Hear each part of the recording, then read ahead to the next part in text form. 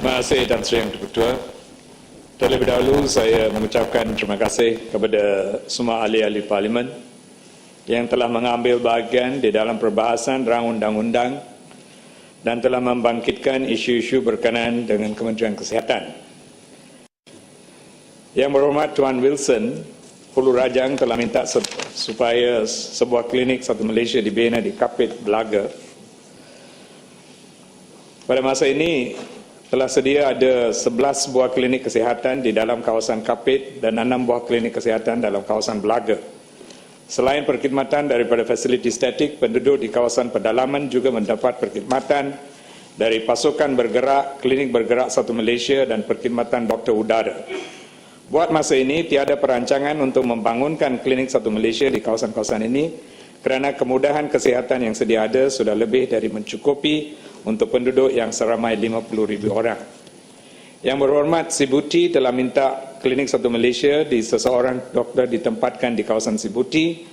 Terdapat 2 buah klinik Satu Malaysia di kawasan Parlimen Sibuti, iaitu klinik Satu Malaysia Taman Tungku dan klinik Satu Malaysia Sepupuk. Dan untuk makluman ahli yang berhormat, klinik Satu Malaysia Taman Tungku telah sedia menawarkan perkhidmatan pegawai perubatan sejak tahun 2013, manakala klinik Satu Malaysia Sepupuk hanya akan mula beroperasi pada bulan Disember pada tahun ini.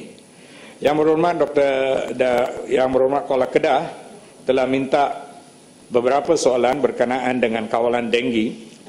Kementerian ada melaksanakan kerjasama dengan beberapa syarikat, termasuk syarikat Sanofi Pasteur dalam kajian klinikal vaksin denggi fasa ketiga yang melibatkan pusat kajian di Pulau Pinang, Wilayah Persekutuan Kuala Lumpur dan Wilayah Persekutuan Putrajaya. Kajian keselamatan dan keberkesanan vaksin keluarannya telah dijalankan, yang mana Malaysia adalah satu daripada lokasi kajian di samping Thailand dan Singapura. Buat masa ini, Kementerian memang sedang menjalankan kajian lebih terperinci di atas daun betik dan kajian saintifik mengenai kesan daun betik kepada penyakit demam denggi telah dijalankan bertajuk untuk mengenal pasti keberkesanannya, dan ini telah disiarkan di dalam Jurnal Perubatan pada tahun 2013. Jus daun betik sebelum ini telah dibuktikan selamat selepas kajian toxicity acute dijalankan ke atas haiwan percubaan. Kajian lanjutan bagi mengenal pasti kandungan bahan aktif dalam jus sedang dijalankan, dan di samping itu kesan rawatan menggunakan formulasi jus yang lain seperti jus yang telah dikeringkan, dan ia hanya akan dijalankan sekiranya kajian preklinikal menjanjikan keberkesanan sebelum kajian klinikal ke atas manusia dilakukan. Keberkesanan daun betik bagi merawat penyakit-penyakit lain juga akan dikaji. Yang berhormat Tanjung Manis pun telah bangkit tentang langkah-langkah yang diambil oleh kerajaan untuk mengatasi masalah denggi. Kementerian sentiasa mengambil serius mengenai masalah denggi di negara kita. Situasi denggi di seluruh negara dipantau setiap hari di Bilik Gerakan Denggi sama ada di peringkat kebangsaan, negeri atau daerah. Berikut peningkatan kes denggi yang melanda negara pada tahun ini, kerajaan telah mengambil tindakan yang drastik dengan menubuhkan Jawatankuasa Denggi peringkat kebangsaan yang dipengerusikan oleh Yang Amat Berhormat Timbalan Perdana Menteri, dan jawatankuasa ini diselaraskan oleh Kementerian Kesihatan dan dianggotai oleh 6 kementerian yang lain. Dan melalui ini, pelan tindakan Jawatankuasa Tinggi peringkat kebangsaan mengenai tinggi telah ditubuhkan, dan pelan tindakan ini juga diteruskan untuk diterjemahkan di peringkat negeri dan daerah melalui penubuhan pasukan petugas denggi di peringkat negeri dengan penekanan diberikan kepada beberapa perkara. Satu ialah untuk melaksanakan kempen memerangi denggi dengan memberi tumpuan kebersihan persekitaran secara besar-besaran dengan penglibatan pelbagai pihak. Ini termasuklah aktiviti kutipan sampah domestik dan sampah pukal dilaksanakan mengikut jadual, kebersihan kawasan tumpuan awam dan rekreasi, serta penyelenggaraan sistem perparitan, landscape dan bangunan kediaman. Pemeriksaan pembiakan Aedes di tapak binaan secara bersepadu yang diselaraskan oleh Kementerian bersama PBT, Lembaga Pembangunan Industri Pembinaan Malaysia atau CIDB, dan Jabatan Keselamatan dan Kesihatan Pekerja atau DOS, serta memastikan semua tapak pembinaan menjalankan aktiviti penjagaan dan kawalan denggi di kawasan mereka secara berkala.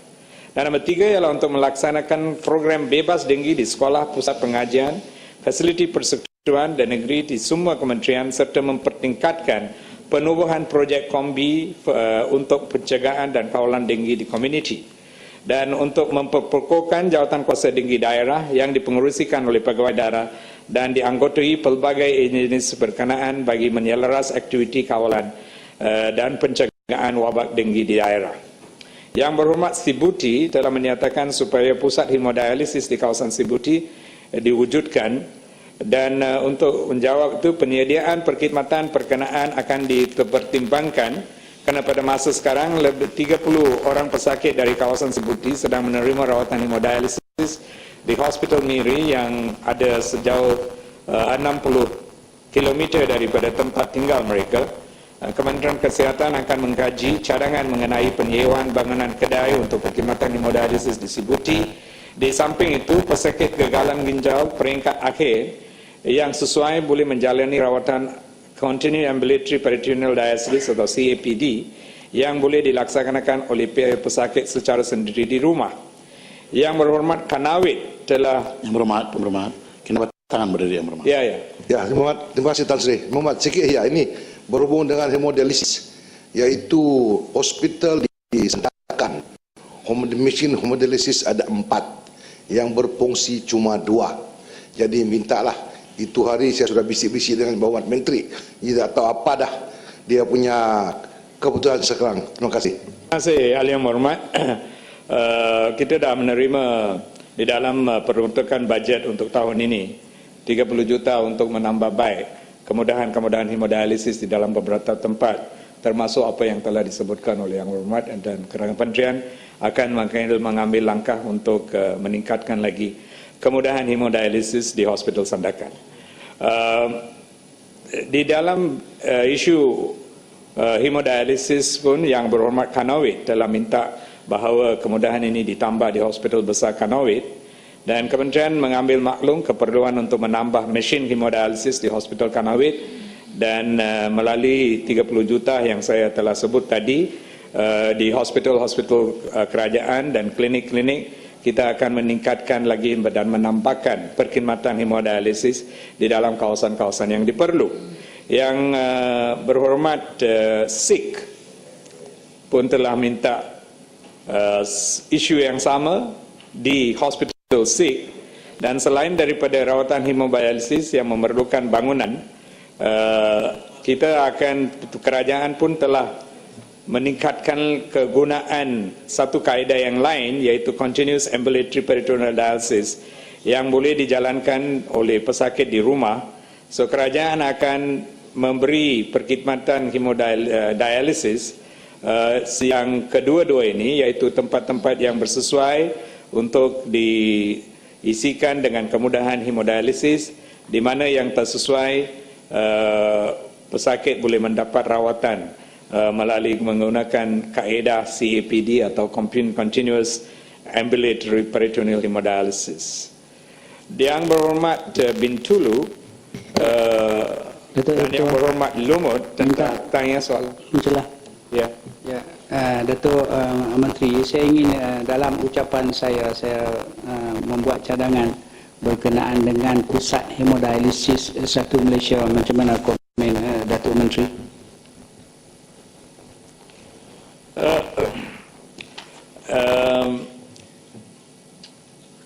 Untuk meneruskan kemudahan-kemudahan hemodialisis, kaedah kerajaan sekarang, satu ialah sistem hemodialisis yang dijalankan oleh hospital-hospital kerajaan yang ada dan yang akan diperluaskan di dalam hospital-hospital yang lain di mana perkhidmatan ini diperlu. Dan pada pertengahan tahun ini, kita pun telah bersetuju melalui satu keputusan Jabatan Menteri bahawa untuk mewujudkan kemudahan ini di dalam klinik-klinik kesihatan yang mempunyai kaedah di mana ada yang dibiayai secara penuh oleh kerajaan sendiri. Selain daripada itu, yang dibuat secara kerjasama di antara kerajaan dengan badan-badan sukarelawan.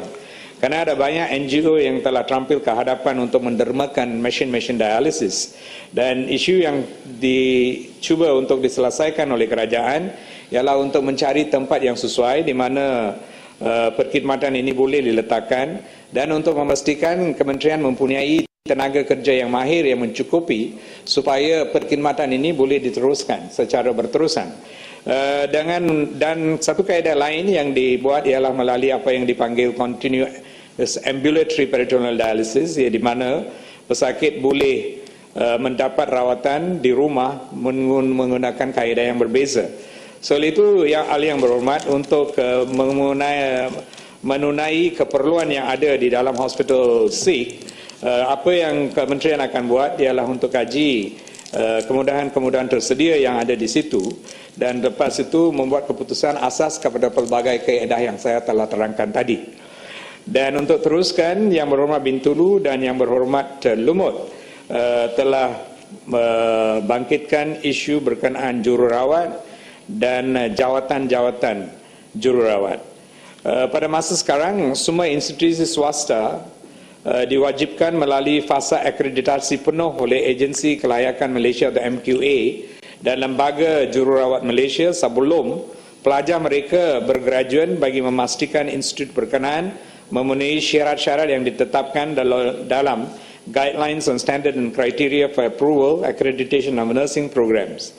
Semasa di kawasan klinikal pelajar ini juga dipantau oleh unit fasiliti bahagian kejururawatan bagi memastikan mereka memenuhi syarat serta mematuhi garis panduan yang ditetapkan. Hanya mereka yang berdaftar dengan Lembaga Jururawat Malaysia sahaja layak dipertimbangkan untuk bekerja sebagai seorang jururawat. Untuk makluman ahli yang berhormat, skim perkhidmatan jururawat pada masa ini adalah merupakan satu skim perkhidmatan bersepadu, di mana jururawat dari kumpulan sokongan berpeluang untuk dinaikkan pangkat sehingga ke grade tertinggi dalam kumpulan pengurusan dan profesional. Berdasarkan kepada skim perkhidmatan tersebut, jururawat di grade U29 dan U32 yang mempunyai ijazah yang diiktiraf dalam bidang berkaitan boleh dinaikkan pangkat ke grade 42 tertaluk kepada kekosongan jawatan. Di samping itu, mereka juga boleh memohon kepada SPA untuk dilantik melalui kaedah peningkatan secara lantikan ke grade U41 dan mereka adalah tertaluk kepada sedasar darah semasa yang berkuasa. Yang berhormat, Sungai Siput telah menyatakan apakah pelancongan tentang pelancongan kesihatan dan boleh ke ia menyebab di dalam mengurangkan kualiti rawatan. Ya, Bintulu. Terima kasih Tan Sri Yang Di-Pertua. Terima kasih Yang Berhormat Menteri. Yang Berhormat Menteri, itu hari dalam perbahasan saya ada bersuara isu mengenai pengiktirafan. Itu mahasiswa-mahasiswi graduate dalam di negara China ataupun Taiwan. Oh iya, tadi sudah sebut. Tadi juga pintu dulu saya pikir sponsor. Okey. Bukan satu saja.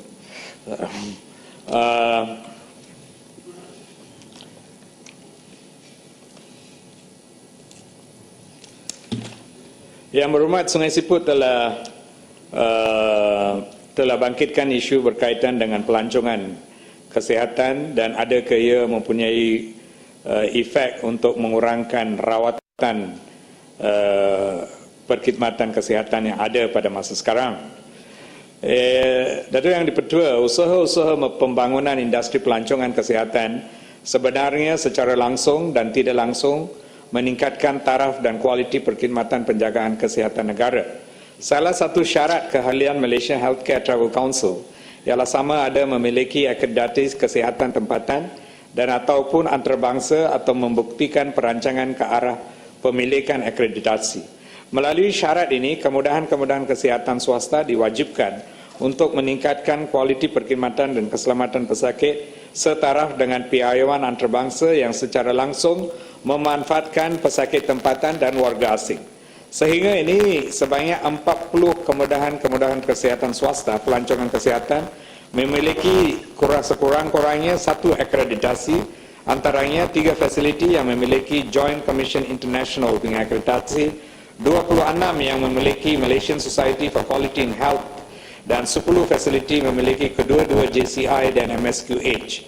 Dan ini membuktikan bahawa kemudahan-kemudahan kesihatan di dalam negara kita yang menyediakan perkhidmatan untuk pelancongan kesihatan telah mempunyai satu tahap yang tinggi. Yang berhormat, Bukit Bintang telah mencadangkan bahawa pegawai dagang yang mahir diberi peluang untuk tugas di dalam sektor ini. Tan Sri Yang Dipertua, Kementerian telah menubuhkan Malaysian Healthcare Travel Council atau MHTC untuk melaksanakan inisiatif untuk membangunkan industri pelancongan kesihatan negara dan untuk mempromosikan Malaysia sebagai satu destinasi kesihatan di persadaran antarabangsa. Dan MHTC mendapat kerjasama dan khidmat nasihat pelbagai pihak berkepentingan dalam sektor kerajaan dan swasta serta individu profesional yang arif dalam sektor kesihatan, pelancongan dan pelancongan kesihatan. Antaranya ialah Jawatankuasa Penasihat MHTC, pejabat-pejabat misi Malaysia di luar negara, pihak-pihak kepentingan industri pelancongan kesihatan serta doktor-doktor pakar. Kerajaan menggalakkan pertumbuhan industri pelancongan kesihatan melalui beberapa insentif yang ditawarkan bagi menggalakkan kemudahan-kemudahan swasta pelancongan kesihatan, mengembangkan kapasiti melalui pembesaran, pemodernan dan pengubahsuaian kemudahan penjagaan kesihatan mereka. Pihak-pihak yang berkepentingan atau stakeholders yang menyertai acara MHTC di luar negara menikmati subsidi yang tinggi sebagai insentif promosi secara tidak langsung. Kebanyakan perbelanjaan berkaitan penyertaan dan atau penganjuran dibiayai oleh MHTC, manakala delegasi hanya perlu menanggung kos penyertaan minimum yang dikenakan oleh MHTC dan perbelanjaan logistik untuk penyertaan pegawai masing-masing. Yang berhormat Gopeng, yang berhormat Tebrau dan yang berhormat Bintilu telah membangkitkan isu tentang perkhidmatan kesihatan seperti isu-isu berkaitan dengan keperluan untuk menunggu lama untuk mendapat perkhidmatan, menunggu lama untuk berjumpa doktor dan untuk mendapat siasatan-siasatan yang diperlukan. Kementerian sangat mengambil berat tentang waktu menunggu yang lama yang sentiasa dialami oleh pesakit-pesakit untuk mendapatkan perkhidmatan terutama di klinik-klinik pakar di hospital kementerian. Selain daripada menambah bilangan doktor, pihak hospital juga sedang melaksanakan beberapa projek seperti projek Lean Healthcare untuk mengurangkan waktu menunggu dan meningkatkan efisiensi perkhidmatan dengan cara menilai semula proses kerja di hospital. Projek yang dimulakan pada bulan Ogos 2014 tahun ini telah berjaya mengurangkan waktu menunggu di klinik pakar di beberapa hospital, termasuk di Hospital Sultan Ismail di Johor, dan akan dikembangkan ke jabatan yang lain.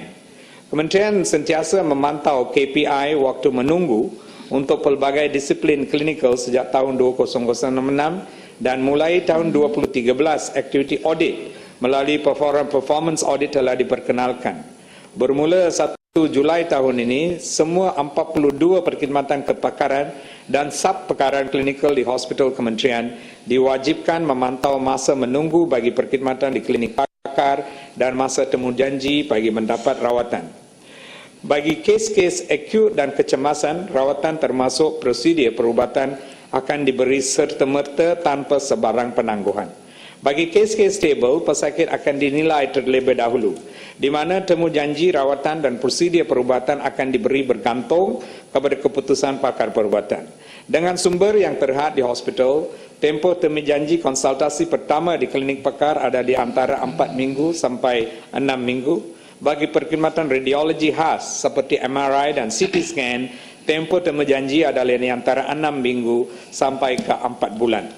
Yang berhormat Kanawit telah minta tentang soalan membangkitkan tentang akta perubatan tradisional dan komplementari dan isu berkaitan pengiktirafan untuk rawatan tradisi di dalam negeri Sarawak.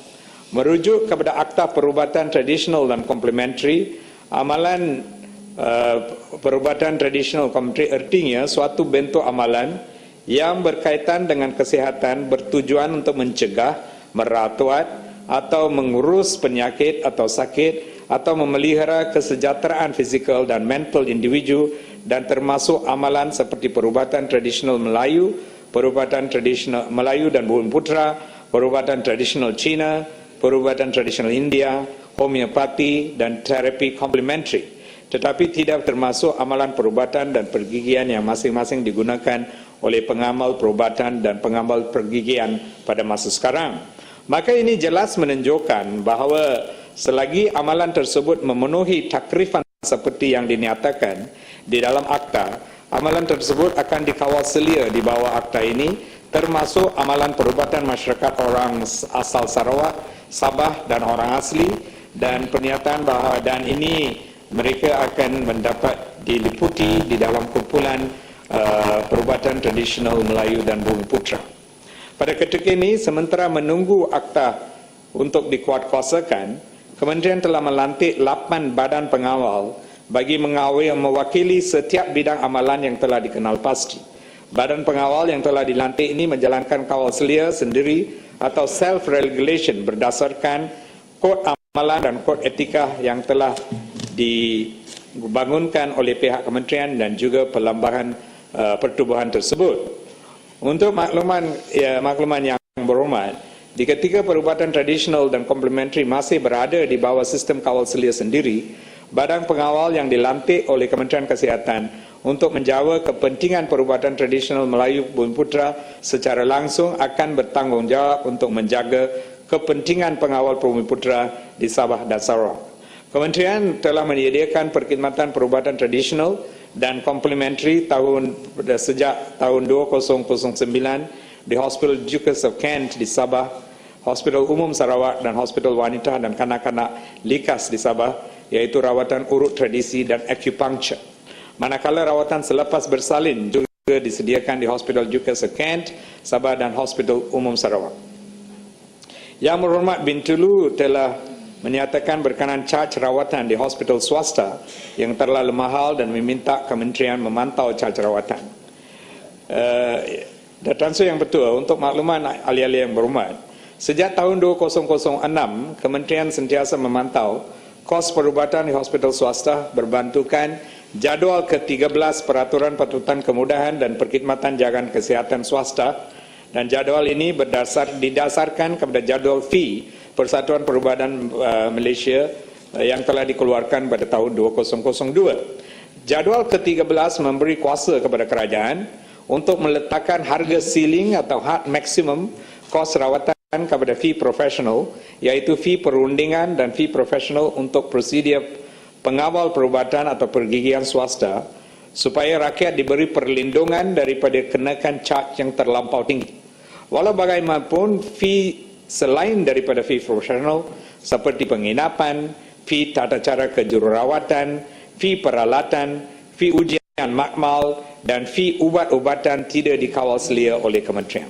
Kementerian juga berharap pesakit memainkan peranan penting untuk memantau sendiri kos perubatan yang dikenakan dengan membandingkan caj keseluruhan yang dibilkan kepada pesakit dengan anggaran kos yang telah diberikan kepada pesakit seperti yang diperuntukkan di bawah peringatan 27 Peraturan Kemudahan dan Perkhidmatan Jagaan Kesihatan Hospital Swasta. Di bawah peruntukan tersebut, pihak hospital perlu memastikan bahawa seseorang pesakit sebagai haknya diberikan maklumat termasuk kos yang mungkin dikenakan bagi rawatan, penyiasatan atau prosedur yang hendak dijalankan.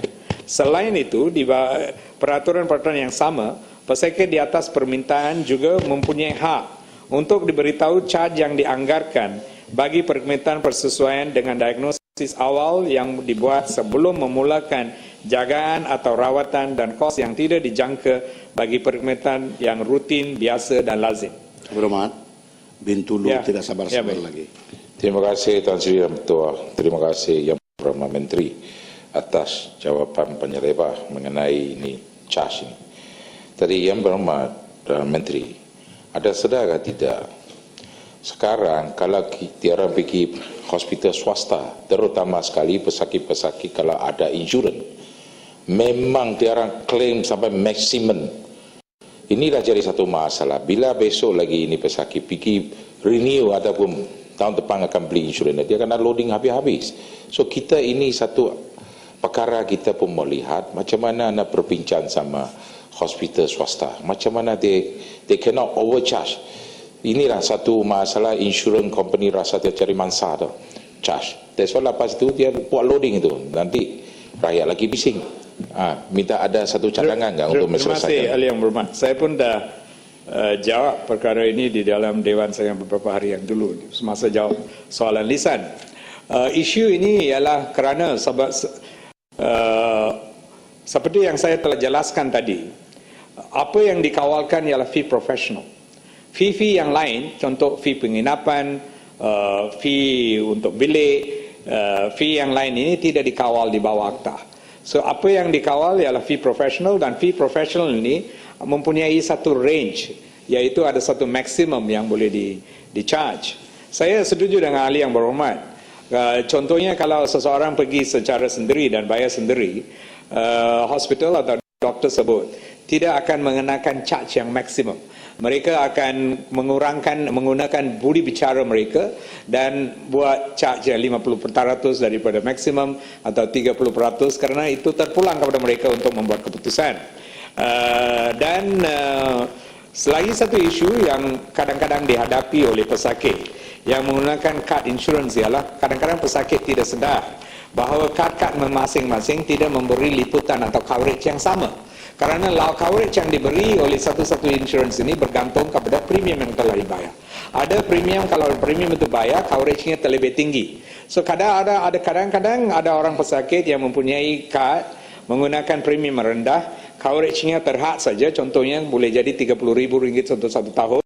Dan lepas itu mereka masuk ke dalam hospital swasta dengan harapan bahawa dengan kad itu boleh selesaikan masalah mereka, tetapi lepas masuk saja ada komplikasi-komplikasi yang lain dan bil lebih daripada RM30,000 atau RM40,000. Pada masa itu mereka menghadapi masalah kerana ini lebih daripada apa yang dijaminkan oleh insurans itu. So pada masa itu mereka kena membayar sendiri. Yang perbezaan di antara apa yang akan dibayar oleh ini satu isu. Saya ingat mereka yang membeli insurans kena sedar tentang, dan mereka yang jual insurans akan menjelaskan kepada mereka sebenar-benarnya apa yang faedah boleh didapat. Tapi saya setuju dengan apa yang bangkit oleh ahli yang berhormat Bintulu tadi dan cadangan, supaya kita mengadakan perbincangan supaya janganlah hospital menggunakan kaedah insurans sebagai satu langkah untuk mengenakan charge yang paling maksimum. Dan saya dah itu apa yang saya telah sebut di dalam Dewan itu. Walau sedemikian pun, kalau ada hospital yang mengenakan charge profesional yang lebih daripada maksimum yang telah dibenarkan di bawah akta itu, dan kalau aduan dibuat kepada kementerian boleh mengambil tindakan ke atas hospital swasta atau doktor yang kenakan bayaran itu. Dan yang berhormat, Pasir Gudang telah minta bahawa cadangkan supaya bayaran rawatan untuk warga asing dinaikkan. Dan untuk maklumat yang berhormat, kementerian sedang menyediakan kadar jaj baru perubatan dengan mengambil kira kos perkhidmatan bagi menghapuskan unsur subsidi dalam pemberian perkhidmatan rawatan perubatan kepada warga negara asing. Dan pelaksanaan kadar jaj ini akan mula pada tahun yang depan, di mana di dalam 3 tahun yang berturut kita akan meningkatkan charge bayaran untuk warga asing. Pada tahun yang pertama 30% tambah, dan lepas itu 30%, dan pada tahun yang ketiga 40%, supaya kenaikan ini akan dibuat secara berfasa. Dan ini akan pastikan bahawa subsidi yang sedang diberi untuk rawatan warga asing ini secara berfasa akan dihapuskan. Yang berhormat, Sibuti pun telah minta bahawa kerajaan mengadakan kempen kesihatan dengan memperkenalkan cara pemakanan sihat kepada rakyat, dan telah mencadangkan beberapa kaedah yang boleh digunakan untuk mencapai ini. Tan Sri Yang Dipertua, pelbagai kempen kesihatan telah diadakan secara kerap dan berterusan bagi menangani masalah amalan pemakanan yang tidak sihat. Pihak kementerian telah menggunakan pelbagai strategi atau pendekatan termasuk kempen kesihatan melibatkan komponen pemakanan sihat, sama ada melalui media cetak atau elektronik seperti hewan mengenai pemakanan sihat melalui crawler, slot bual bicara tip-tip pemakanan sihat di televisyen dan radio selain penerbitan pemakanan sihat dalam media cetak seperti majalah dan surat khabar. Sejajar dengan teknologi terkini, bahan-bahan pendidikan serta informasi terkini berkaitan pemakanan sihat boleh diperoleh menerusi laman web kita iaitu nutrition.moh.gov.my, dan selain itu maklumat berkaitan pemakanan juga boleh diperolehi daripada portal Kementerian Kesihatan. Media sosial lain seperti Facebook turut digunakan bagi menarik minat pelbagai golongan untuk mendapatkan maklumat mengenai pemakanan sihat ini. Selain itu, Twitter, YouTube serta aplikasi telefon bimbit iaitu satu apps yang dipanggil MyNutri Apps turut diguna pakai bagi meluaskan liputan penyampaian maklumat pemakanan sihat ini.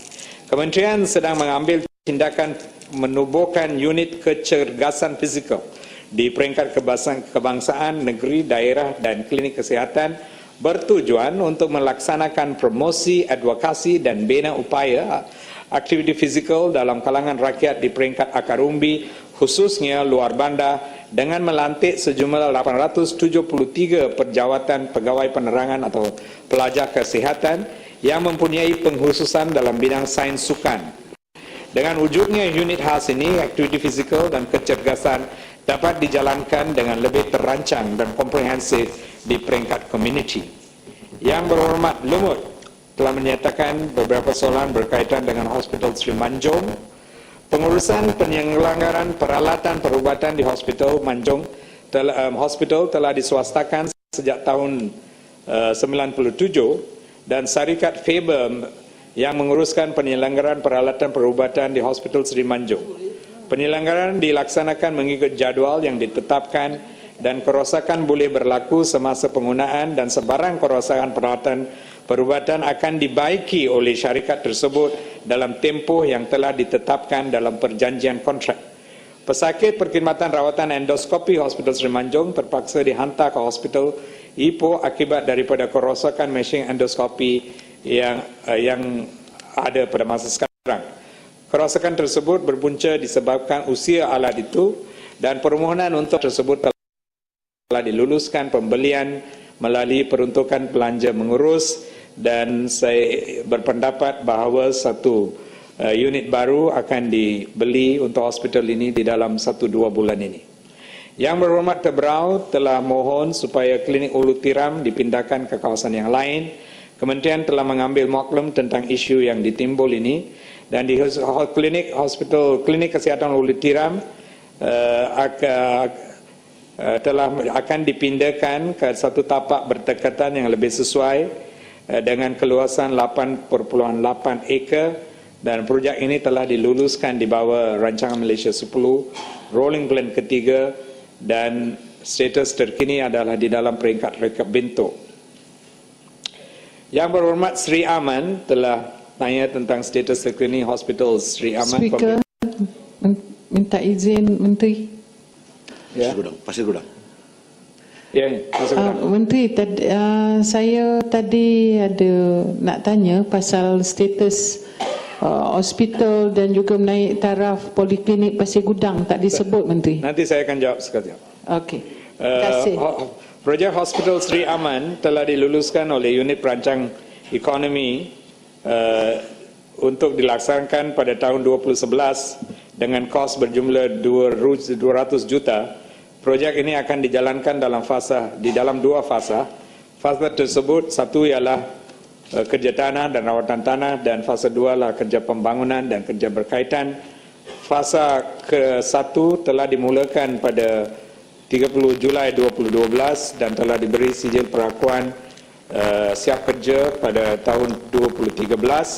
Berkaitan itu, tempoh tangguh kecacatan untuk fasa 1 mulai daripada sampai habis pada Ogos 2014 selepas rawatan tanah, dan selepas itu fasa 2 akan dimula dan tender untuk bangunan akan dibuat pada tahun Disember tahun ini, dan pembinaan projek ini dijangka akan dapat dimulakan pada pertengahan tahun 2015 dan akan siap di dalam 3 tahun yang akan datang, dianggarkan pada tahun 2018. Yang berhormat Yang berhormat Kota Baru telah bangkitkan tentang kemudahan-kemudahan yang tersedia ada di Hospital Kota Baru. Dan Hospital Kota Baru adalah hospital rujukan bagi negeri Kelantan yang berkapasiti 920 katil.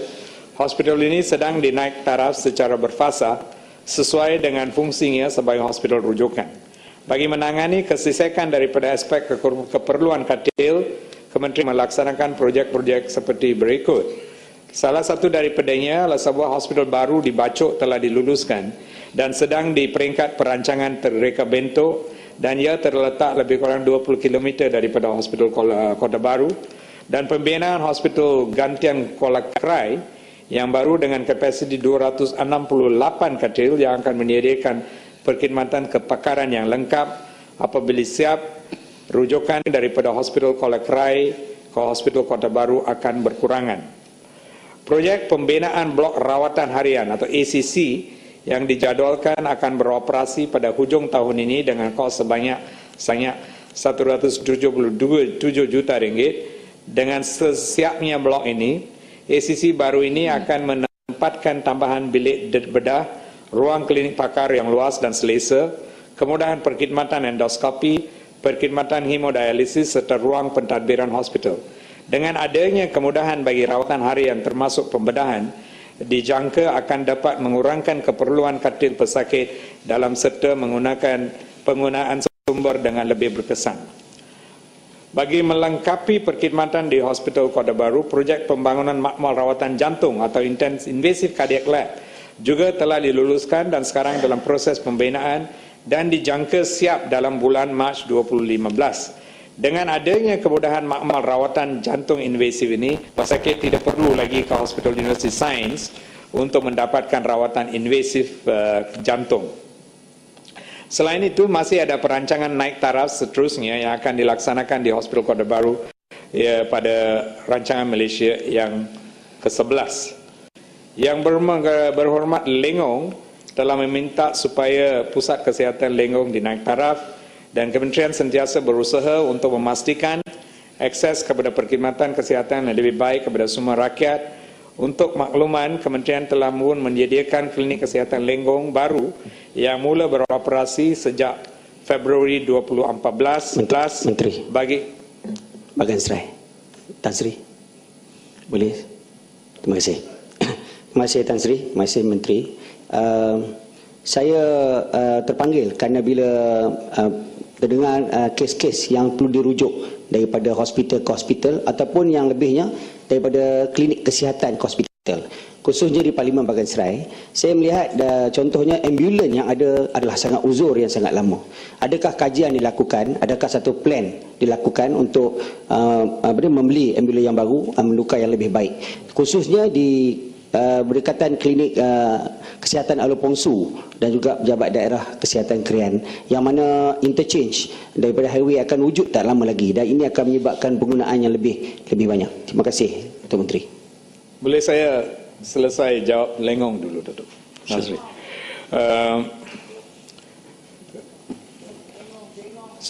Bagi telah menyediakan klinik kesihatan Lengong baru yang mula beroperasi sejak Februari tahun ini, dan Kementerian juga mengambil maklum bahawa penduduk Lengong mendapatkan perkhidmatan rawatan pesakit dalam daripada Hospital Greek dan daripada Hospital Kuala Kangsar. Oleh itu, kemudahan di klinik ini ada lebih lengkap berbanding dengan klinik-klinik kesihatan yang lain. Ia dilengkapi dengan katil pesakit, iaitu 3 katil bagi pusat bersalin alternatif untuk kes-kes berisiko rendah dan 4 buah katil bagi rawatan kecemasan. Kemudahan ini bagi merawat keadaan pesakit melalui pemerhatian yang lebih teliti dalam tempoh yang lebih lama sebelum dirujuk ke hospital sekiranya benar-benar ada keperluan.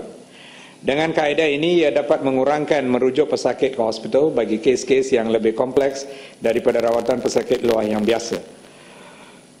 Dan klinik ini telah dinaik taraf untuk menyediakan perkhidmatan fisioterapi dan X-ray bagi melengkapi perkhidmatan. Untuk jawab soalan tentang ambulans, saya terima cadangan yang diberi oleh Yang Berhormat Bagan Serai, dan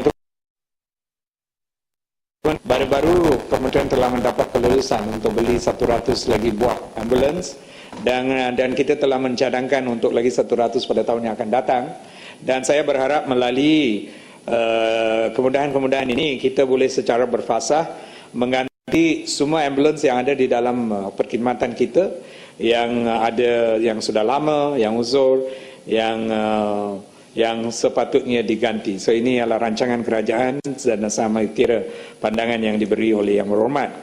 Yang Berhormat Kanawit telah bangkitkan isu berkenaan dengan klinik Nangga Tadah di Sibu.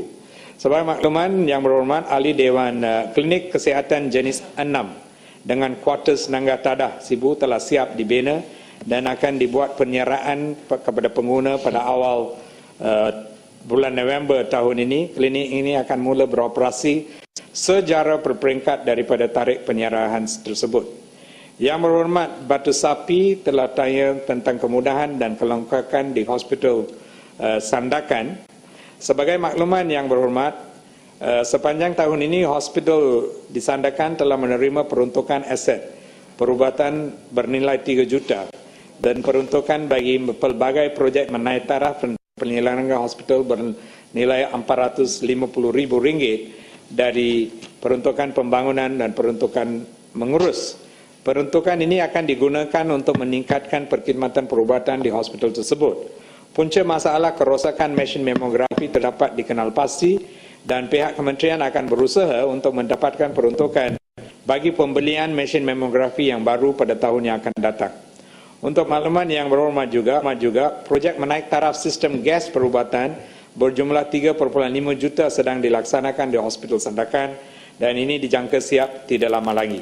Di samping itu, projek menaik taraf blok klinik lama akan dilaksanakan dengan anggaran kos 3 juta mulai tahun 2015 sampai ke 2017. Mengenai keperluan kereta, Hospital Sandakan telah pun disenaraikan sebagai salah satu hospital dalam cadangan pembinaan tempat letak kereta menggunakan kaedah bill operate dan transfer. Yang Berhormat Jerantut Menteri, boleh sedikit mengenai itu ambulans. Terima kasihlah Yang Berhormat, terima kasih Tan Sri Yang Ketua, terima kasih Yang Berhormat Menteri. Mengenai kita kementerian cadang membeli lagi 100 buah ambulans. Memang contoh macam di Bintulu ini, kita boleh lihat ambulans banyak, tapi penganggaraan tiada, maintenance. And then ini terlibat maintenance. Memang bila kita tanya kenapa tidak bawa pergi penganggaraan, dia kata peruntukan tiada. So lack of the peruntukan. 1, 2. Dalam masa ambulans yang ada boleh jalan, kita mengandam transfer patient, kemungkinan Bintulu pergi Sibu, Bintulu pergi Miri, because we lack of specialist there. Tetapi ada kementerian ada sedar ke tidak? Isu ini kita nak jalan berapa jam? Boleh dah kementerian cadang tambah 1 driver, tukar. Berapa kali dah sudah. Ambulans hantar patient lama-lama semua orang jadi patient.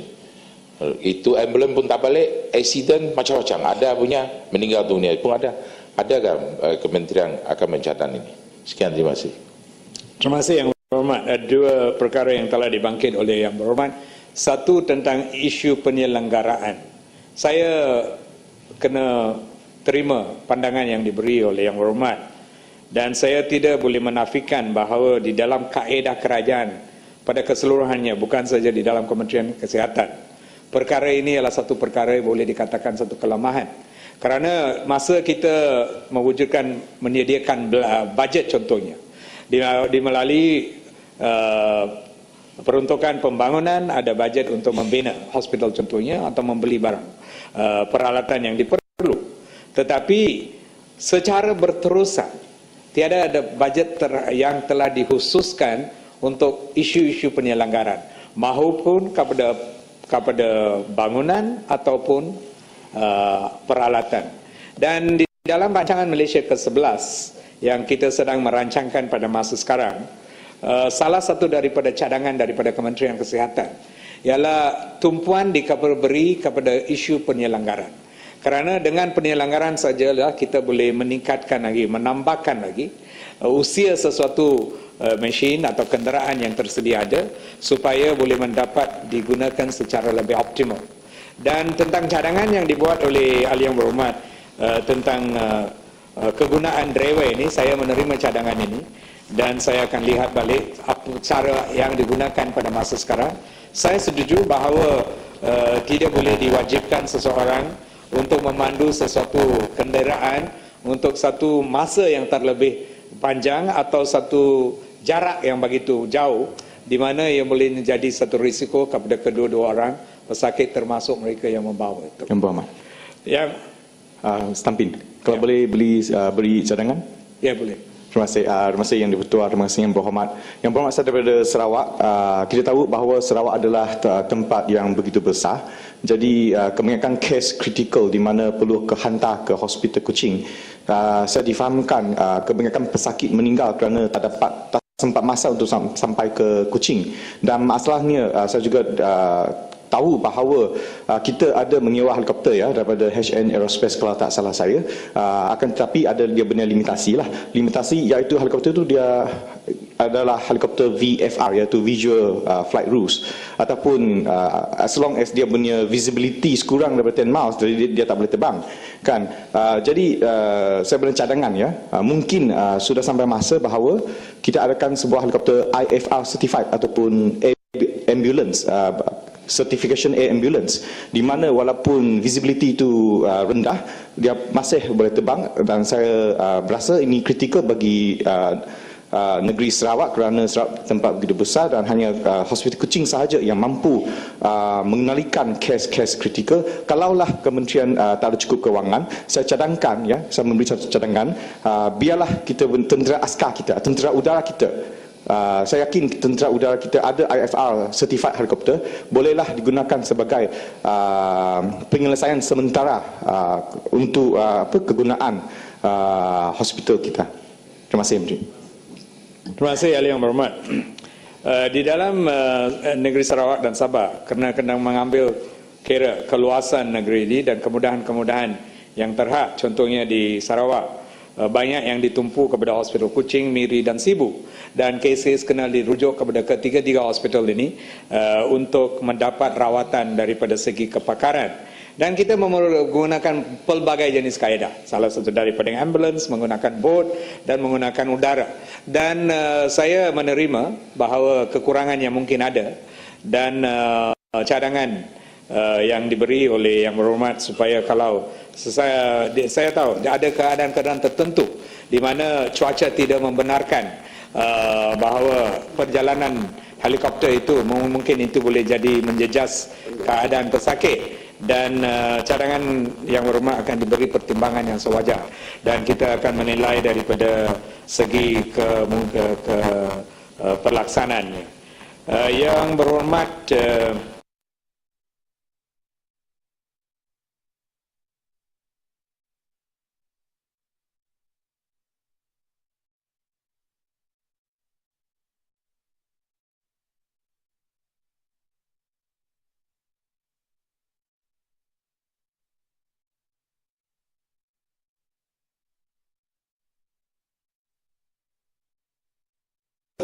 hingga 60 kuasa kuda yang beroperasi di Kuala Tahan di Kampung Bantai. Berdasarkan kepada penelitian yang dibuat sebelum ini, didapati penggunaan bot laju adalah tidak sesuai untuk digunakan bagi kes kecemasan kerana keadaan paras air yang tidak menentu dan beberapa jeram yang ada akan menyebabkan bot tersangkut dalam musim air cetek. Selain itu, penggunaan bot laju di sungai yang tidak luas ini akan menghasilkan gelombang besar dan mengancam bot-bot kecil yang lain yang apabila berselesa. Oleh itu, bot yang digunakan yang adalah selesa selaras dengan keadaan sungai yang ada, dan untuk menambahkan lagi kemudahan di dalam kawasan itu, cadangan membina klinik kesihatan dan kuarter sekolah tahan yang baru di tempat yang sesuai telah dirancang, dan permohonan tapak seluas 3 ekar telah pun diselesai. Sehingga ini projek pembinaan kuartus klinik kesihatan Kuala Tahan telah diluluskan di dalam rolling plan 3 RMK 10 dan dijangka di tender pada awal tahun yang akan datang. Yang Berhormat Kota Samarahan telah minta supaya klinik kesihatan Kota Samarahan dinaik taraf. Klinik kesihatan Kota Samarahan merupakan salah sebuah daripada 3 buah klinik kesihatan yang terdapat di daerah Kota Samarahan. Klinik kesihatan jenis 3 ini menawarkan perkhidmatan kesihatan yang komprehensif kepada 100,000 penduduk dalam kawasan operasi dengan purata kedatangan harian seramai 300 orang pesakit. Kementerian mengambil maklum akan masalah kesesakan di klinik ini. Sehubung ini, cadangan bagi menaik taraf akan dikaji dengan lebih terperinci, mengambil kira keberkesanan kos dan kemudahan capaian sama ada untuk menaik taraf klinik sedia ada atau membina sebuah lagi klinik yang baru. Sebagai alternatif, penduduk tempatan boleh juga mendapat rawatan daripada klinik kesihatan Sambir, klinik kesihatan Bisak, klinik 1 Malaysia Samarinda, klinik 1 Malaysia Pamwila yang semuanya terletak di dalam daerah Kota Samarahan. Yang berhormat, Pasir Gudang telah minta berkaitan dengan hospital di Pasir Gudang. Kementerian menyadari keperluan pembinaan sebuah hospital di Pasir Gudang bagi menampung keperluan penduduk di sekitar berikutan pembangunan yang pesat di wilayah Skendah. Tapak bagi tujuan pembinaan hospital Pasir Gudang ini telah dikenal pasti dan peruntukan pembangunan bagi hospital ini akan dipohon di dalam rancangan Malaysia ke-11. Pada masa ini, penduduk sekitar Pasir Gudang mendapatkan rawatan di Hospital Sultan Ismail Johor Bahru yang terletak sekira-kiranya 15 km di wilayah Pasir Gudang. Selain itu, penduduk sekitar juga boleh mendapatkan rawatan fasiliti kesihatan sedia ada yang berhampiran, iaitu Klinik Kesihatan Pasir Gudang, Klinik 1 Malaysia dan Klinik Pergigian di Pasir Gudang. So, secara prinsip kerajaan sedang mensetuju dan dengan mendapat kelulusan di dalam rancangan Malaysia 11, pembinaan hospital di Pasir Gudang ini akan dimulakan.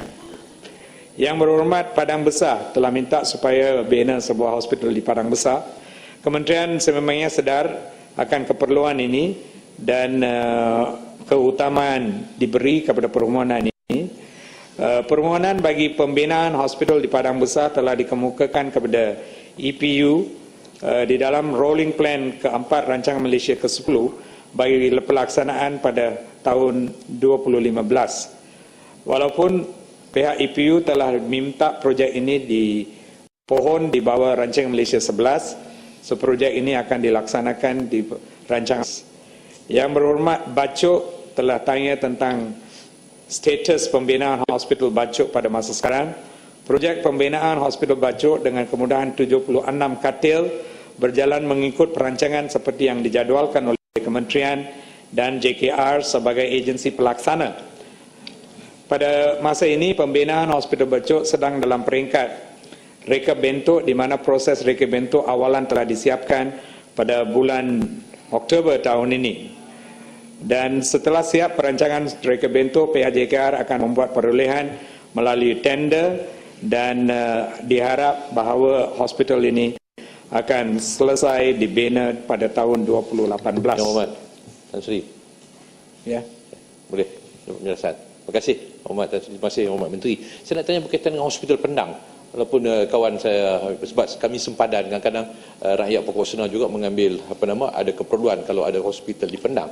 Saya agak heran Hospital Pendang ini yang sudah pun dimasukkan sebelum ini dalam rancangan Malaysia yang ke-10, yang sepatutnya sudah pun berjalan dan sudah pun diletakkan papan tanda projek Hospital Pendang.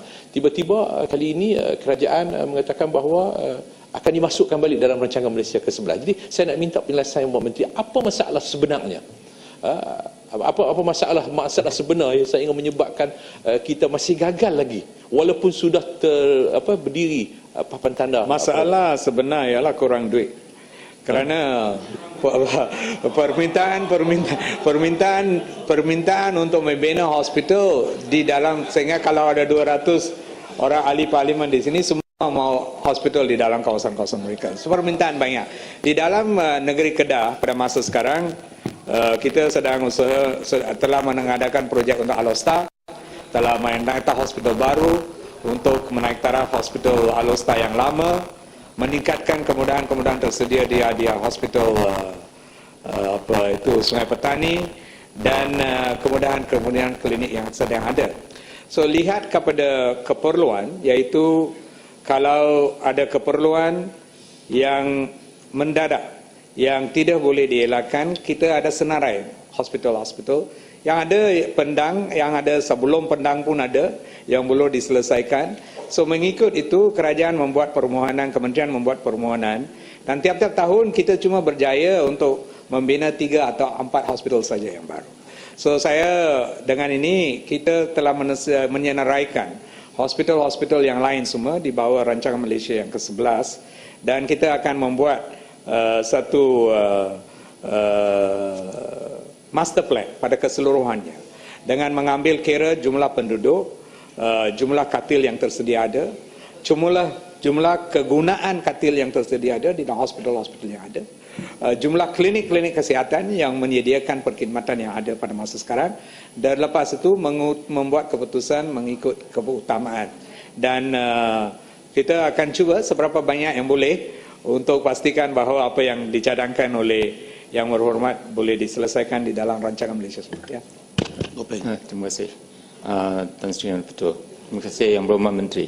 Ini alasan kurang wang ini, saya rasa tak puas hati lah, sebab kalau kita lihat dari segi peruntukan pembangunan untuk Kementerian Kesihatan tu semakin menurun.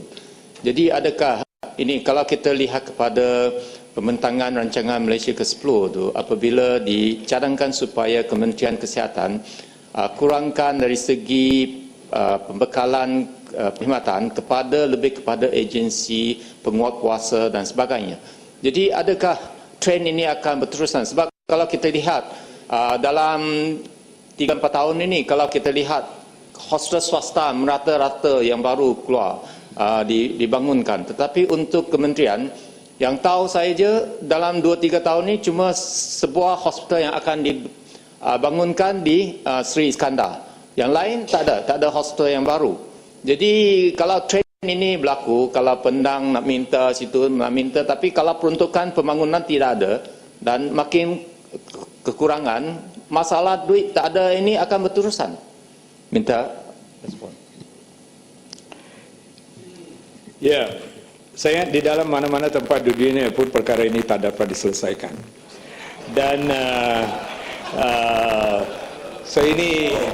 ini yang kerana kalau kita lihat kepada sistem perkhidmatan yang ada di dalam negara kita, di dalam public service health delivery yang ada pada masa sekarang, rakyat pada keseluruhannya yang menggunakan perkhidmatan sektor awam, segala kemudahan yang diberi ialah secara percuma. Kita tidak mengenakan apa-apa charge kepada perkhidmatan yang diberi. Dengan pemberian RM1 di dalam klinik luar pesakit, yang datang akan mendapat manfaat beberapa ratus ringgit. Yang kalau mereka pergi ke hospital swasta, mereka bayar beberapa ratus ringgit perkara ini. So kerana dengan kos yang menaik, peralatan kos naik, harga ubat naik, semua kos naik. Itu untuk memastikan bahawa kita boleh membina kemudahan mengikut apa yang telah dicadangkan oleh ahli-ahli yang berhormat ini, memang menghadapi satu cabaran.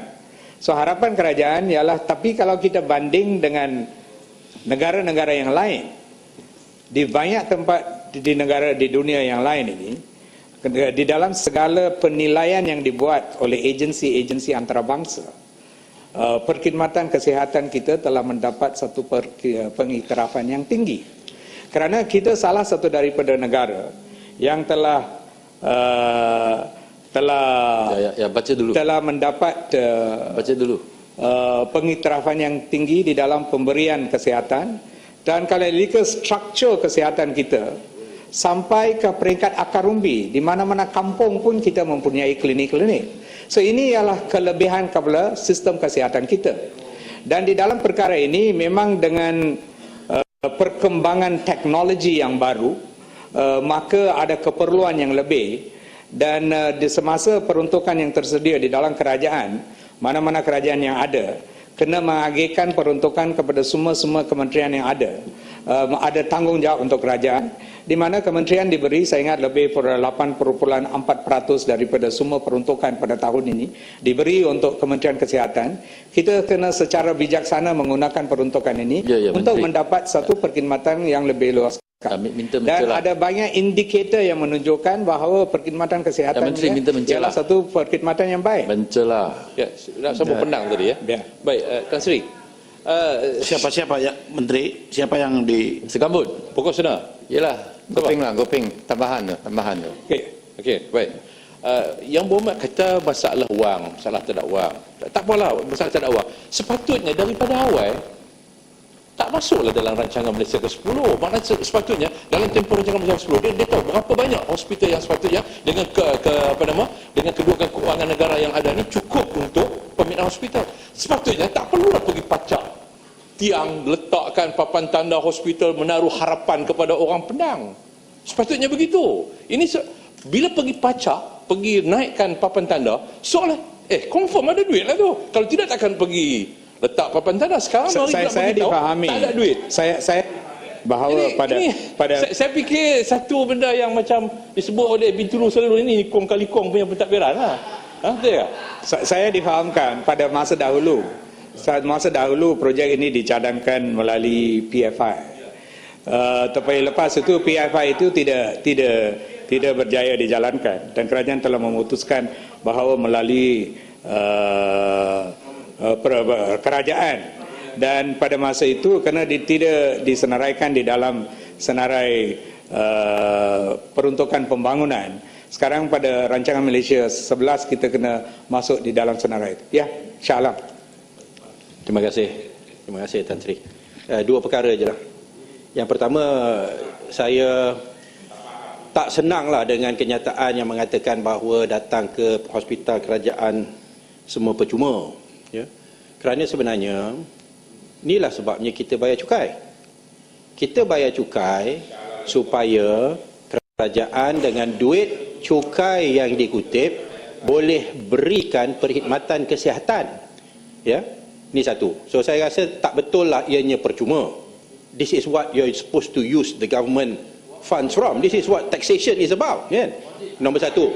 Nombor dua, dalam keadaan tidak ada ataupun tak cukup duit, ya, saya terkejut mengapa dalam soal pembinaan Hospital Shah Alam yang saya berbahas dengan Menteri Kerja Raya sejak 2009, dia tidak peka tentang persoalan penjimatan wang. Dan saya telah beritahu dari dulu bahawa hospital itu bermasalah. JKR melalui kementerian ambil alih projek itu, manfaatkan kontraktor yang sedia ada di sana, yang subkontraktor yang buat kerja tu, ya, dan ada juga yang sanggup melakukannya dengan memberikan diskaun lagi. Tetapi akhirnya tender baru tambah lagi 2 tahun sampai sekarang pun tak siap, nilai kerja pun 70 juta lagi. So ini pembaziran dan duit tak cukup oleh kerana pengurusan yang tidak cekap. Ya, so saya minta kalau boleh. Isu Hospital Shah Alam saya pun telah jelaskan beberapa kali di dalam ini, dan ia telah melalui satu perjalanan yang mungkin tak berapa sihat dan telah diselamatkan pada masa sekarang dan akan berfungsi pada perawalan tahun depan. So yang berhormat boleh puas hati dengan keadaan itu, dan biarlah saya teruskan. Last one. Okay. Minta lalan. Goping, last. Saya ada tanya pasal last. Menteri, saya pergi ke tajuk yang lain. Ini khusus kepada dari segi penyampaian perkhidmatan kesihatan. Memang saya iktiraf bahawa sistem perkhidmatan awam, kesihatan awam ini memang cemerlang dari segi prestasi. Cuma saya bimbang tu masa hadapan. Adakah kecemerlangan ini akan kita kekalkan ataupun adakah kita akan tambah baikkan? Ini yang paling penting. Sebab saya rasa bimbang kerana dalam rancangan Malaysia ke-10, apabila dicadangkan supaya perkhidmatan itu akan dikurangkan, peranan kementerian lebih kepada kawaslia dan sebagainya. Jadi kita juga lihat dari segi peruntukan untuk pembangunan semakin mengurang. Jadi saya harap apabila kita merancangkan untuk RMK ke-11, trend ini kita boleh reverse supaya peruntukan untuk pembangunan di bawah kementerian ditambahkan. Kerana kita tahu dari segi total health expenditure, perbelanjaan keseluruhan akan lebih efisien apabila sistem awam itu lebih baik, lebih cemerlang. Jadi ini harapan saya. Ya, terima kasih. Terima kasih dan cuma secara ringkas ialah kita akan memberi tumpuan untuk memperkukuhkan lagi public health dan preventive health dan primary health sebagai usaha untuk meningkatkan lagi kestabilan dan taraf perkhidmatan kesihatan kita pada masa yang akan datang. Yang berhormat Sepang telah minta supaya sebuah hospital dibina di kawasan Sepang. Buat masa ini, daerah Sepang telah pun mempunyai sebuah hospital, iaitu Hospital Serdang. Setelah itu, Kementerian Pendidikan Malaysia juga telah diluluskan peruntukan bagi membina sebuah hospital pusat perubatan UPM bersebelahan dengan Hospital Serdang. Dan kementerian akan mengambil maklum akan permohonan untuk membina sebuah hospital di daerah Sepang, dan cadangan ini akan diteliti dan diselaraskan dengan perancangan pembangunan fasiliti kesehatan keseluruhan negara. Yang berhormat Hulu Rejang telah minta supaya hospital Kapit dibesarkan.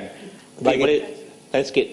Sepang, okay. Tadi kata Sepang telah pun ada hospital iaitu di Serdang. Ni apa punya jawapan ni? Itu daerah Serdang bukan daerah Sepang. Hospital Serdang. Hospital Serdang bukan di Sepang. Mana boleh hospital Sepang dah ada tapi dia ada di Serdang? Ini jawapan apa ni? Saya bukan hospital Sepang. Si hospital penduduk di Sepang ini sekarang boleh mendapat rawatan di Hospital Serdang, Hospital Putrajaya, Hospital Kajang, Menteri, dan hospital yang akan dibina di tepi Hospital Serdang juga. So ada 4 kemudahan yang tersedia ada. Menteri, saya tidak cakap apa yang diminta oleh Yang Berhormat tidak boleh. Seperti yang saya jelaskan, tiap-tiap ahli parlimen mau hospital di kawasan-kawasan masing-masing. Dan kita kena lihat kepada rancangan keseluruhan kemudahan kesihatan tersedia ada. Saya dipahamkan, dan lepas itu asas kepada rancangan itu dan asas kepada keperluan kemudahan-kemudahan kesihatan yang tersedia ada.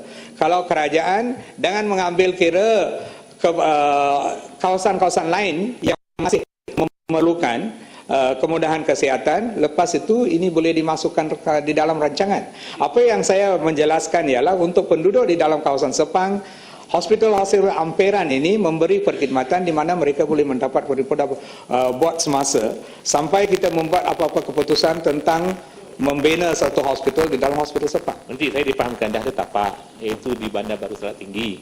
Itu tapak ialah kepunyaan hospital, Kementerian Kesihatan untuk membangunkan pelbagai jenis kemudahan kesihatan. Tak, saya minta Menteri kalau boleh, minta Menteri cadangkan, at least paling tak boleh RMK 10 ni pun RMK 11. Sebab penduduk dah makin bertambah. Dan jarak daripada satu tempat tu jauh. Sepang ni mempunyai satu kawasan yang luas. Jadi kalau ada satu hospital ni lebih membantu rakyat di situ.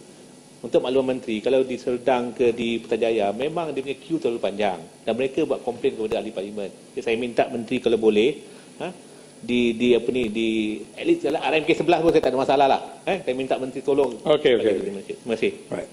Yang berhormat Hulu Rejang telah minta supaya Hospital Kapit dibesarkan bagi memenuhi keperluan penduduk, dan cadangan bagi menaik taraf Hospital Kapit telah dicanangkan dalam rancangan Malaysia 10. Walau bagaimana tidak dapat dilaksanakan, dan namun begitu permohonan semula cadangan menaik taraf hospital ini akan dikemukakan di dalam rancangan Malaysia 11. Yang berhormat Sungai Siput telah menyatakan tentang langkah-langkah yang diambil oleh kerajaan untuk mengurangkan penghijraan doktor pakar ke hospital dan klinik swasta, dan Yang Berhormat telah mencadangkan bahawa kita membekukan saja pembangunan pembinaan hospital swasta bagi mengatasi melambatkan masalah penghijraan ini.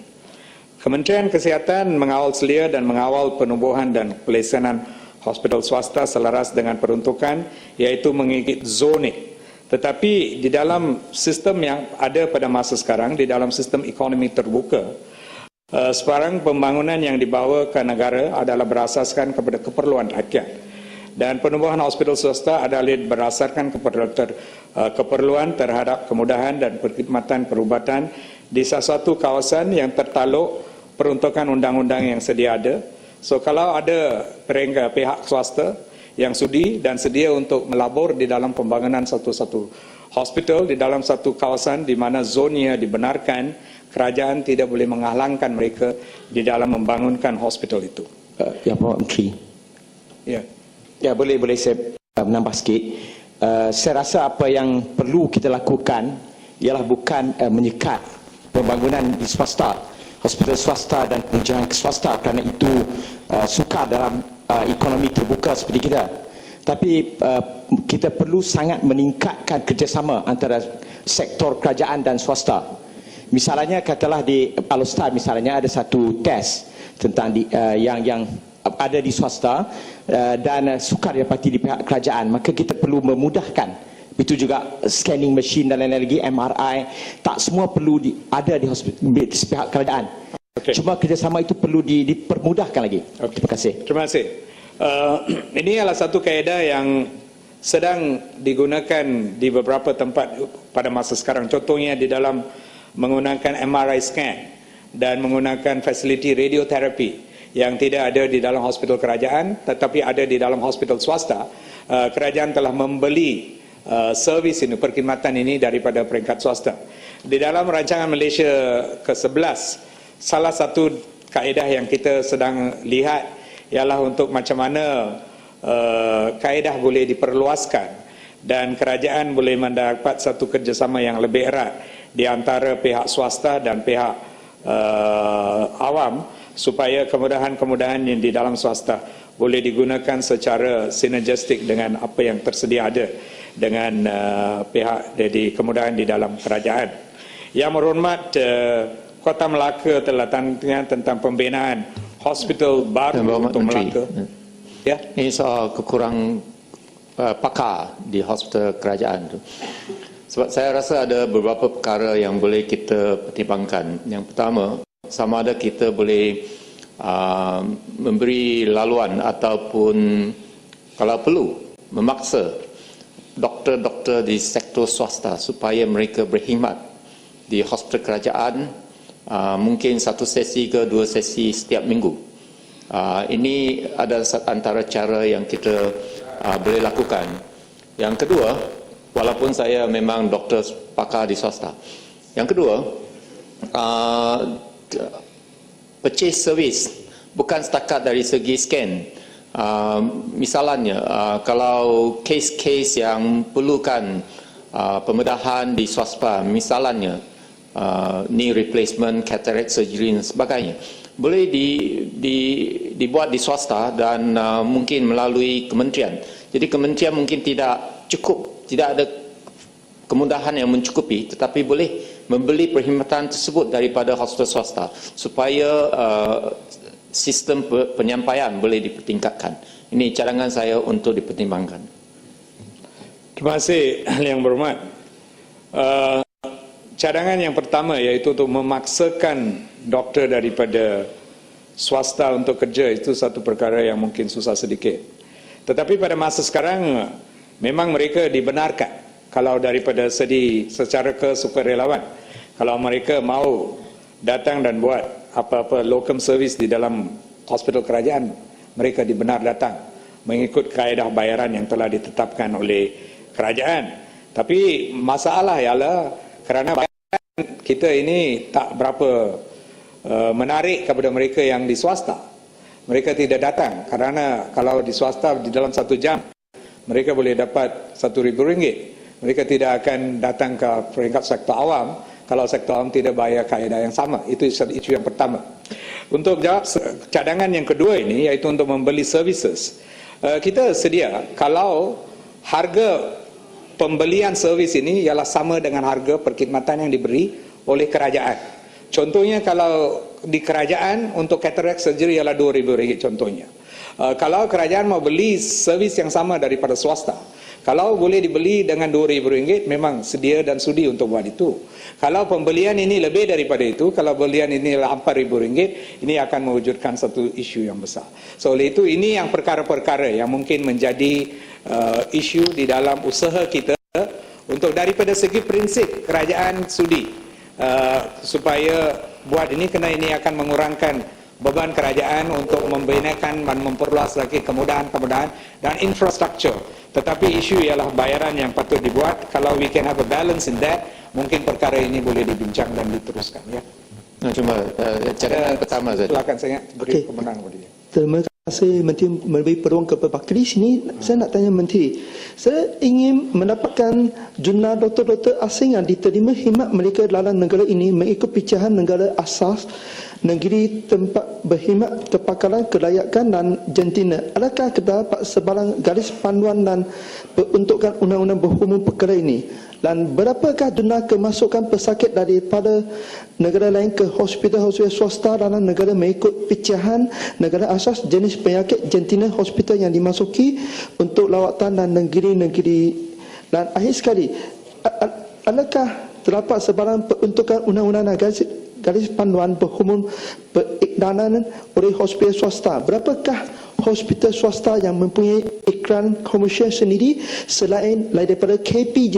Berapakah lesen periklanan yang telah dikeluarkan kepada hospital-hospital swasta ini? Minta penjelasan atau jawapan. Terima kasih. Gopeng. Saya teruskan dengan berkenaan cadangan pertama saya tadi. Walaupun kita tahu kalau kita nak ikut kaedah biasa, mungkin suka untuk memaksa pakar untuk berkhidmat di hospital kerajaan. Tetapi saya rasa ada cara-cara yang lain.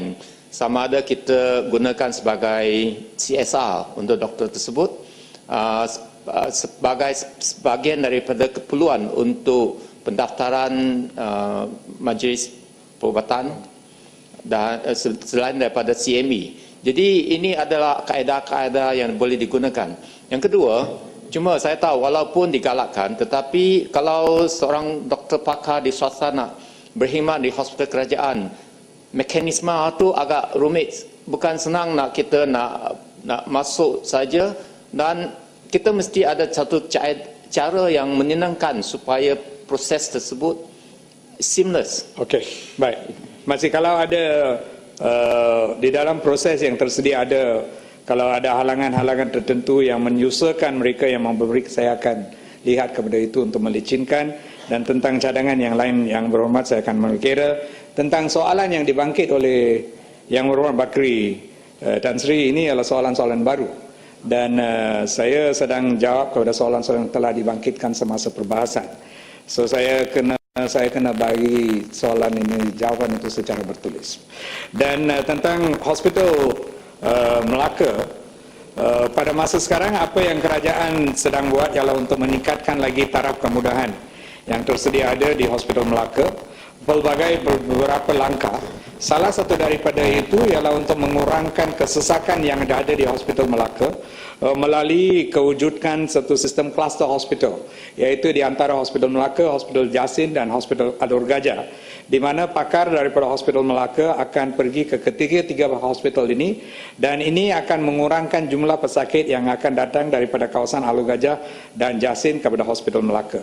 Selain daripada itu, kerajaan pun telah ada langkah-langkah untuk membina sebuah blok tambahan di tapak tempat letak kereta sedia ada bagi menempatkan kemudahan ward tambahan, dewan bedah, klinik pakar, pusat rawatan harian. Sebagai langkah seterusnya, ada cadangan untuk memindah kolej jururawat kepada satu tapak yang baru, dan lepas dipindah, kerajaan akan membangunkan blok wanita dan kanak-kanak untuk Hospital Melaka di tapak itu.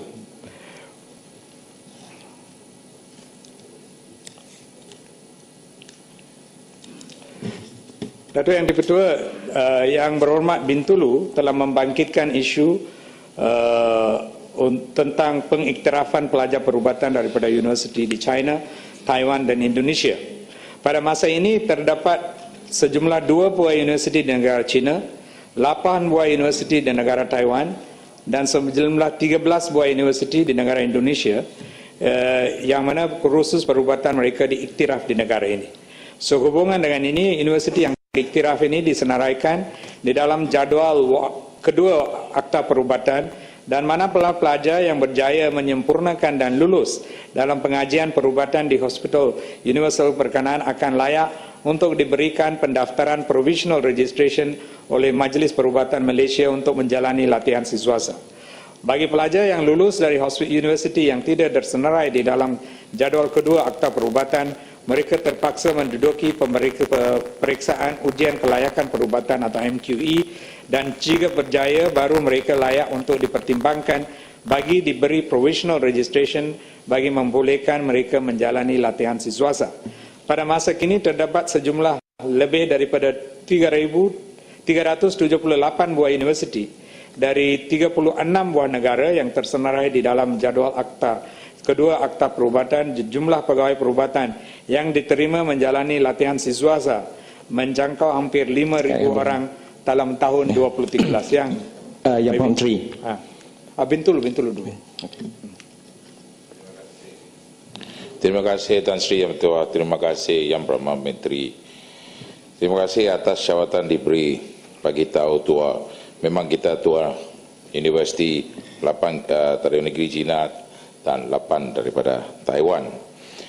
Jadi kita dari sesi panggai yang lepas, dalam pakas Menteri Kesihatan sudah janji, contoh macam di negeri China ada 11 universiti, kita janji mesti akan beriktiraf. Ini isu ini pasal MQA, sudah setuju, Perdana Menteri pun sudah umum, tetapi hari ini kita iktiraf 2 saja.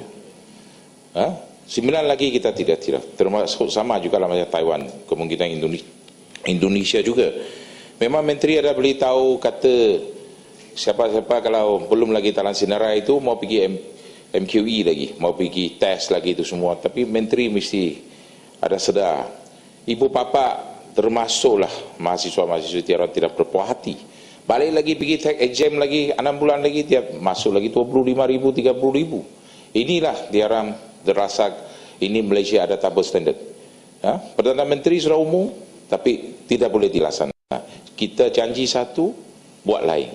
So, saya rasa MNC bolehlah turun padan sampai pergi negara masing-masing. Kita bolehlah lihat. Patut itu masalah MQS sebelum umum ini. Ini mau selesai dulu baru umum. Jangan kita umum atas syok sendiri saja. Nanti rakyatlah marah. Inilah kong kali kong rakyat cerita sama kita. Terima kasih Yang Berhormat.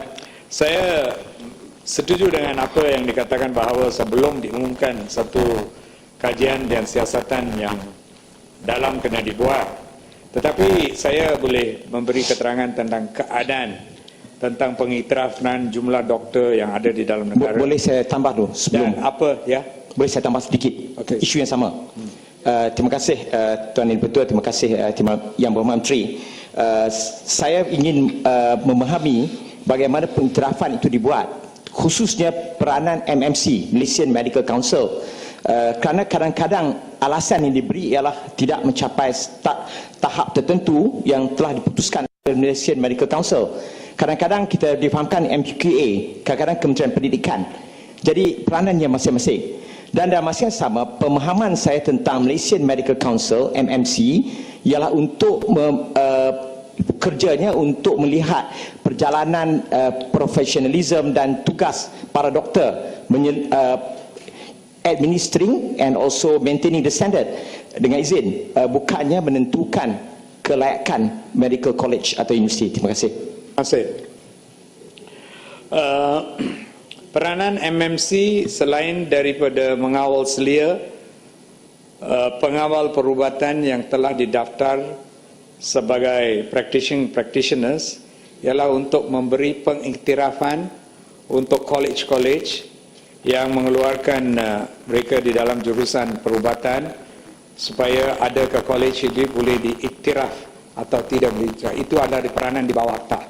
Oleh itu selaras dengan peranan ini, proses yang dibuat, jadi proses pengiktirafan ialah dibuat dengan kerjasama Kementerian Pendidikan melalui MQA dan MMC, di mana ada beberapa langkah yang dibuat, termasuk lawatan kepada college-college yang berkaitan, lihat kepada kurikulum mereka, lihat kepada kemudahan-kemudahan yang ada di dalam tempat itu, lihat kepada tenaga pengajar yang ada ke yang mencukupi atau yang dikurang, dan lepas itu dibuat satu keputusan. So memang ada satu proses yang telah ditetapkan.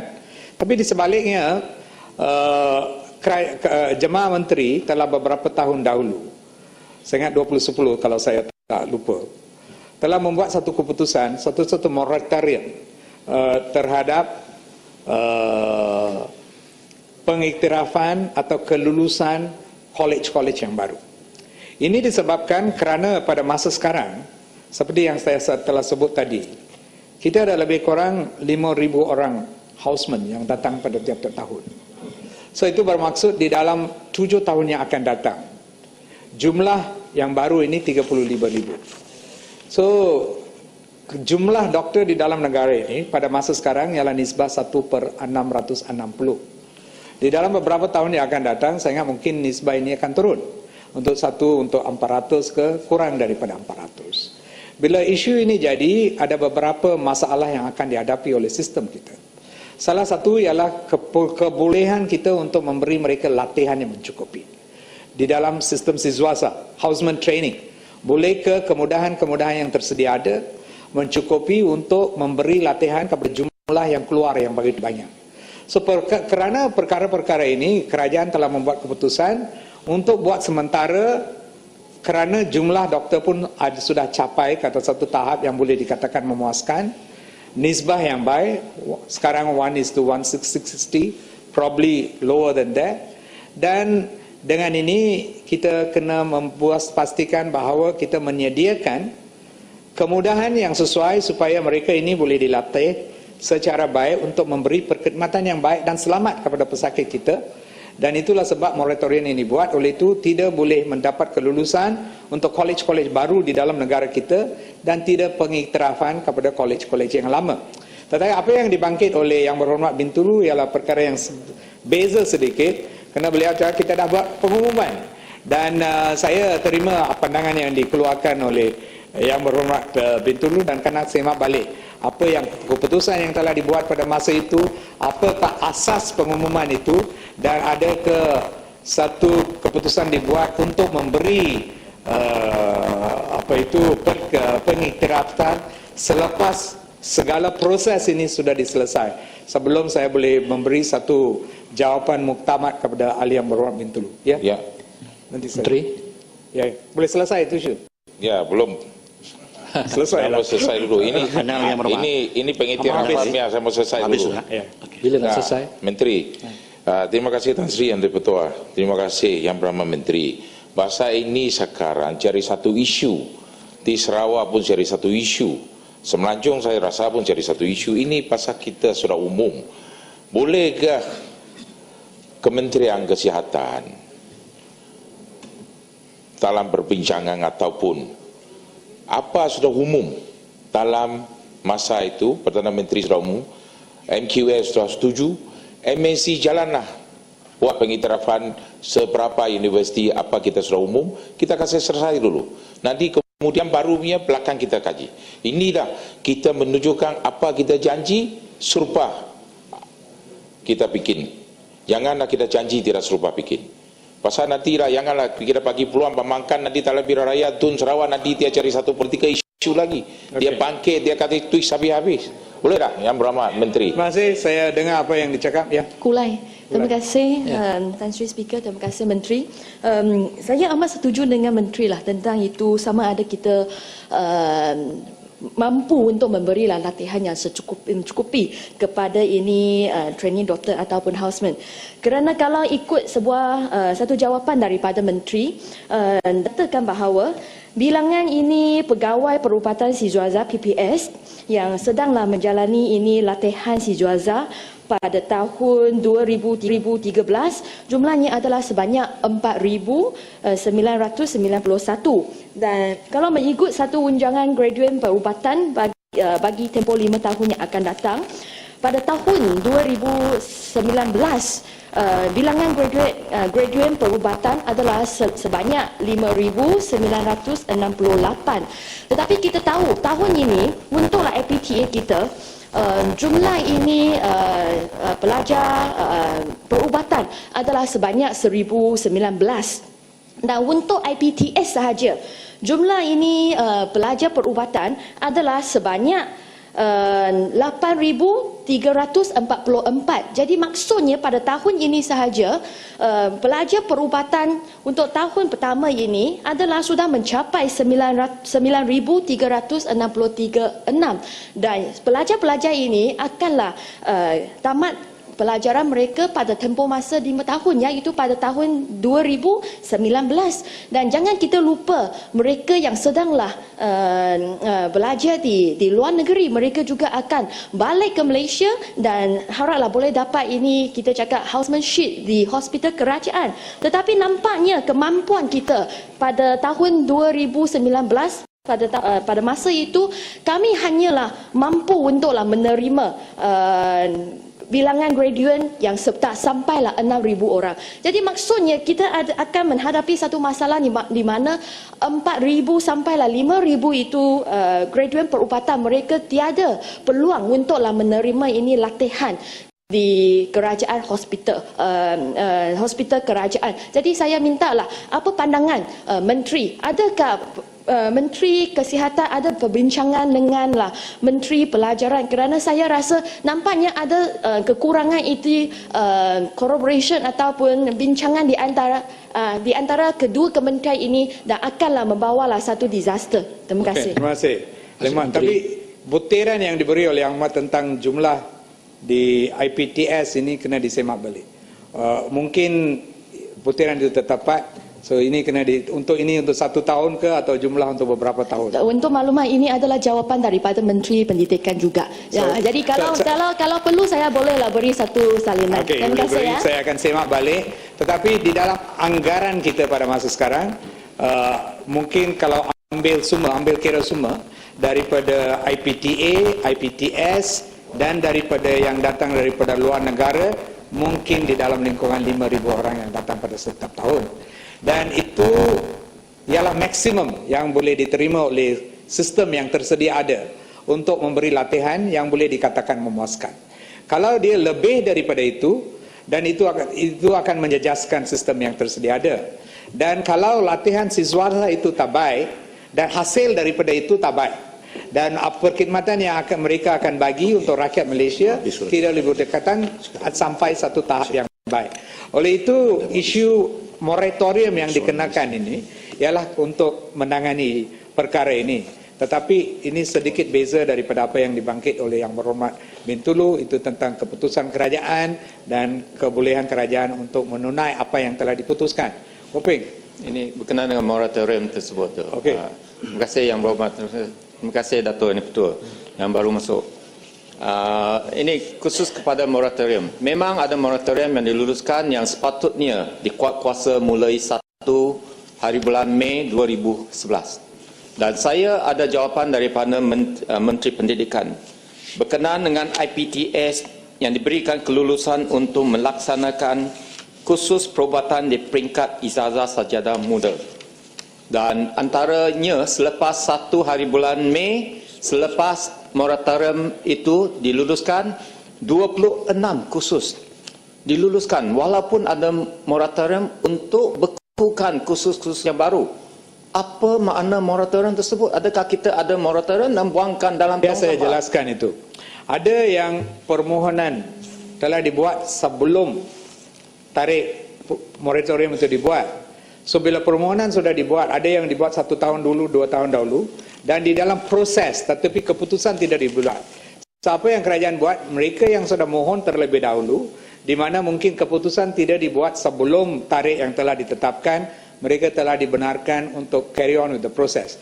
Tapi apa yang dimaksudkan, selepas tarikh moratorium, permohonan baru tidak diterima untuk dilaksanakan, itu mungkin yang apa yang telah berlaku. Ya, yang Menteri saya Yang Menteri. Ini yang alasan Palakrai, lepas itu saya teruskan. Ya, moratorium berkenaan moratorium tambahan sikit tu. Dan Gopin, saya Yang Mohd Menteri 1.5 jam Yang Mohd Menteri. Saya dengan ini last. Saya ingat tak ada pencerahan lah. Kalau ikrar yang last. Sila saya ingat saya cadangkan Yang Mohd Menteri kalau belum habis jawapan bertulis Yang Mohd Menteri. Ya, terima kasih. Last kali. Datuk kalau diizinkan tadi. Saya bersetuju kalau moratorium ini dilaksanakan kerana jumlah yang sedang belajar dan yang balik cukup ramai dan kesediaan kita untuk melatih Dr. Siswazah ini boleh kita pertikaikan. Cuma saya nak bertanya sama ada kerajaan, baik Kementerian Kesihatan maupun Kementerian Pelajaran, mengambil kira universiti-universiti yang sudah pun diluluskan kurikulum mereka, seperti apa yang berlaku kepada Alliance University College Medical Sciences. Ya, ini merupakan suatu titik hitam di dalam pendidikan perubatan di negara kita. Kerana sebelum ini belum ada lagi kolej perubatan yang mengalami masalah yang sama. Jadi apakah langkah-langkah yang kita nak ambil untuk memastikan bukan sekadar kurikulumnya diiktiraf, tetapi keupayaan keuangan dan pentadbirannya pun juga diawasi supaya tidak berlaku apa yang berlaku kepada AUCMS. Terima kasih. Daripada segi the academic component, iaitu asas yang digunakan untuk memberi mereka pengiktirafan, perkara ini disemak balik secara berterusan daripada keupayaan, kemudahan-kemudahan yang tersedia ada, tenaga pengajar dan kurikulum mereka. Dan kalau ada apa-apa perkara yang membimbangkan, ada kuasa di bawah MMC supaya tarik balik accreditation yang telah diberi. Tapi apa yang berlaku di AUCMS ini ialah isu kewangan. It's a financial management model. Perkara ini tidak dikawal oleh MMC. Saya tak tahu Kementerian Pendidikan ada kuasa untuk membuat sedemikian, untuk lihat kepada balance sheet mereka dan macam mana mereka membuat bisnes, dan untuk pastikan bahawa ada ke ini boleh ada capacity untuk diteruskan untuk masa hadapan yang tidak ada. Tetapi ini kadang-kadang berlaku dan sekarang kita telah mengambil langkah untuk menjelaskan isu yang dihadapi oleh murid-murid daripada college itu. Datuk Yang Dipertua, itu adalah jawapan kepada soalan-soalan yang telah dibangkit oleh ahli yang berhormat. Saya sekali lagi ucapkan terima kasih kepada semua ahli yang berhormat kerana telah memberi pandangan-pandangan yang baik dan bernas yang akan meningkatkan lagi kemudahan perkhidmatan yang telah diberi oleh Kementerian Kesihatan. Terima kasih. Ya, terima kasih Yang Mohd Menteri.